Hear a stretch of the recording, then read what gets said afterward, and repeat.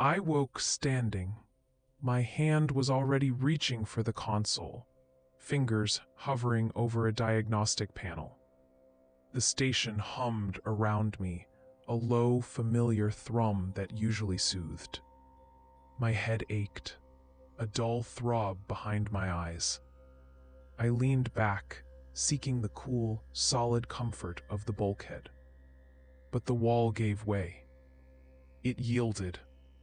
Not a dent, not a creak, but a soft, warm give. Like muscle under a thin membrane.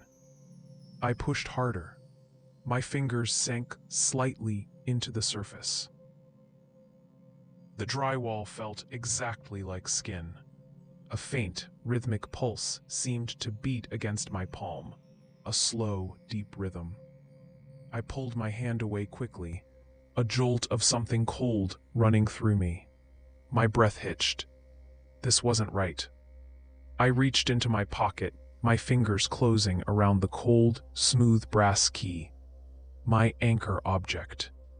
It felt solid, real, grounding. The wall still looked normal, white, sterile, unblemished, but I knew what I had felt. The texture of skin, the warmth, the subtle, impossible give.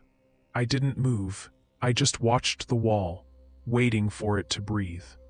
The station was empty, but I could hear breathing in my helmet. I moved from the wall, forcing my attention back to the console. The diagnostic panel still waited. My task was to log the atmospheric pressure readings. I pulled out my standard issue pen. The cap clicked off. I pressed the tip to the data slate. Nothing. I tilted the pen. The ink inside was dark, almost black, but it didn't flow. It clung to the reservoir walls, thick and viscous. A cold draft seemed to pass through the station, though no vents were open. The ink began to clot, forming small, dark globules. It looked like old, congealed blood, thickening in the sudden chill. My hand hesitated. Should I try to clear the tip, risking a smear? Or just let it sit, a dark, impossible stain on the sterile slate? The log remained blank. I felt the familiar weight of the brass key in my pocket, a cold comfort against my thumb. The station hummed. The air grew colder. The pen felt heavy, useless. The task was simple, but the world resisted. The cold deepened. My breath plumed faintly in my helmet. The pen lay heavy, useless. Its dark ink congealed. The blank log mocked me.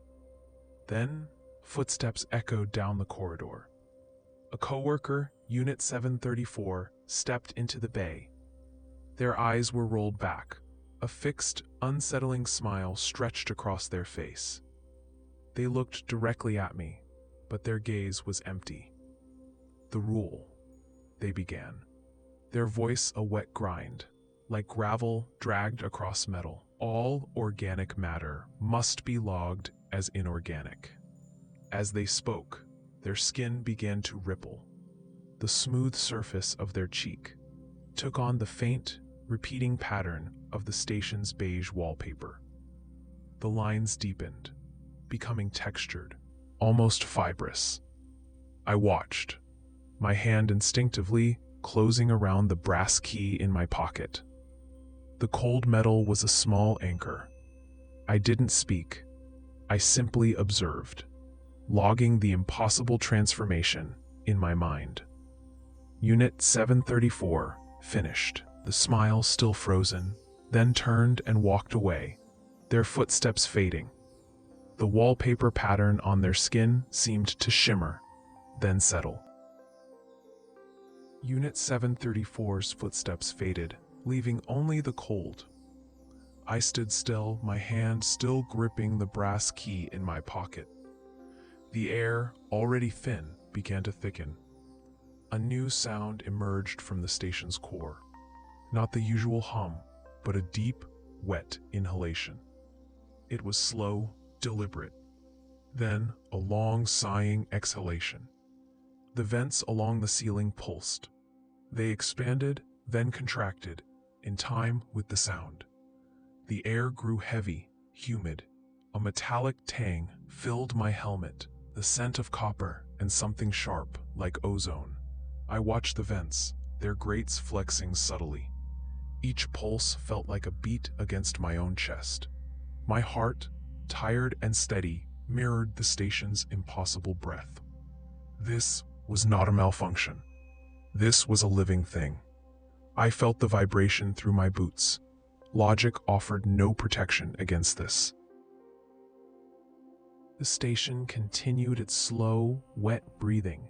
Each exhalation pushed a wave of humid, metallic air through my helmet. I needed to check the auxiliary power conduits, a routine task that now felt like an intrusion. Reaching for a wrench on the console, my fingers brushed against its cool, familiar metal. But as I gripped it, the surface softened. It yielded. The cold steel warmed in my hand, becoming pliable.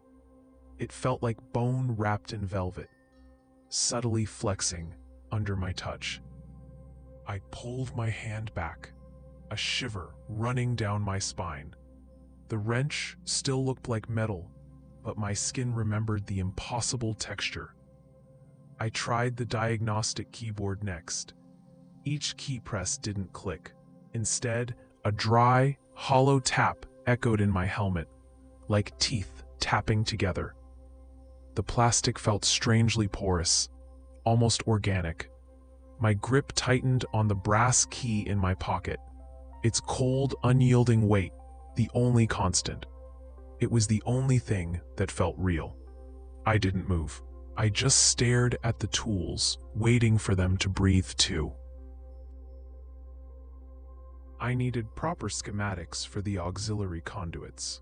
The station's internal network was useless, showing only static. I found a dusty maintenance log tucked away in a utility closet. Its cover felt strangely warm, like sun-baked stone. Flipping it open, I expected circuit diagrams. Instead, the pages were filled with intricate, hand-drawn charts. They depicted branching pathways, not wires, but what looked like veins and arteries, labeled with unfamiliar biological terms. My breath hitched. This wasn't engineering. This was anatomy. A low, rhythmic thrum vibrated through the floorboards beneath my boots. It wasn't the station's usual hum.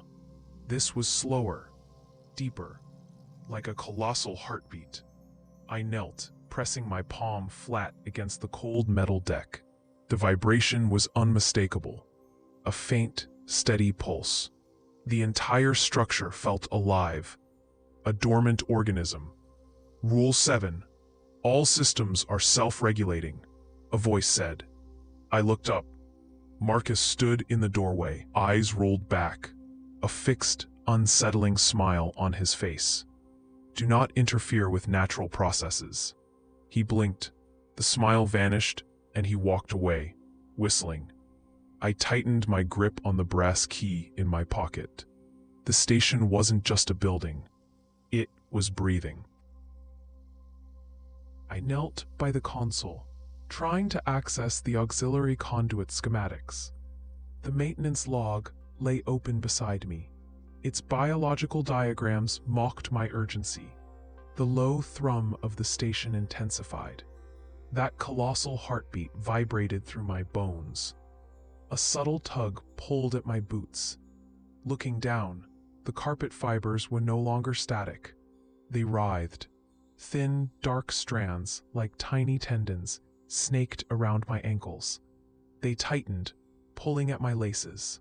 The room felt like it was inhaling. A soft, rustling sound grew louder. The floor itself seemed to shift. My breath hitched. This was not just a building. It was a maw. I had to finish this. These schematics were vital. I gripped the brass key in my pocket. Its cold weight was a small comfort. My fingers flew across the console. I was desperate. The fibers pulled harder. They tried to root me to the spot. They tried to absorb me into the living floor. I worked faster. My movements were quiet, precise, and utterly desperate. The room was closing in. A pulling stopped, abruptly. The room exhaled, a soft, shuddering sigh. The carpet fibers released their grip, retracting into the floor with a faint, dry rustle. I leaned back, my breath catching. Dark, brittle strands lay scattered across the console, like dried shed skin. They crumbled to dust when I touched them. A sharp, new ache bloomed on my left forearm. I looked down. A thin, dark seam ran along my skin, perfectly mirroring the coarse stitching on the work chair's armrest. It was a fresh mark, angry and red. The colossal heartbeat of the station receded, settling back into its familiar, low thrum. Just another scar, another impossible mark. I traced the new line with my thumb, feeling the raised ridge. My fingers tightened around the cold, smooth brass key in my pocket. It was a small, solid comfort against the growing collection of impossible truths. I was still here. The office settled. The air felt still, almost heavy. I stood by the console, my hand still resting on the cool, brass key in my pocket. The new scar on my forearm pulsed faintly, a dull ache beneath the skin. I didn't look at it directly. The room looked normal again. The carpet was flat, the console inert. But the copper taste lingered in my mouth. It coated my tongue, a metallic tang that wouldn't fade. It was a constant reminder. I walked slowly to the nearest wall. It looked like standard bulkhead material. White, unblemished. I pressed my palm against it. The surface gave slightly. Not much. Just a subtle, yielding softness, like pressing into firm dough. It wasn't rigid anymore. It wasn't solid. I pulled my hand away. No visible mark, no indentation, but I felt it. The wall was still alive, just dormant. I returned to my post, my fingers tracing the raised line of the scar. The station hummed, a familiar sound, but now it felt like a breath held. I woke, already at the console. My fingers moved over the diagnostic panel, checking the flow. The station hummed a deep, pervasive thrum that now felt like a heartbeat. I understood it. My awareness wasn't a flaw. It was a new function. My fingers brushed the brass key in my pocket, grounding me, yet also confirming my place. The scar on my forearm pulsed, a faint, rhythmic ache. It was a part of me, and I, a part of this. Unit 734 approached. Their eyes rolled back, a fixed, unsettling smile on their face. The system requires full integration. Resistance is inefficient. They blinked. The smile vanished and turned back to their own console. I didn't question it. I was a cell, observing, reporting, maintaining. The walls around me still gave slightly under my touch, a soft, warm yielding. I no longer pulled my hand away. The cycle was permanent. I was just another beat in the station's quiet, endless rhythm.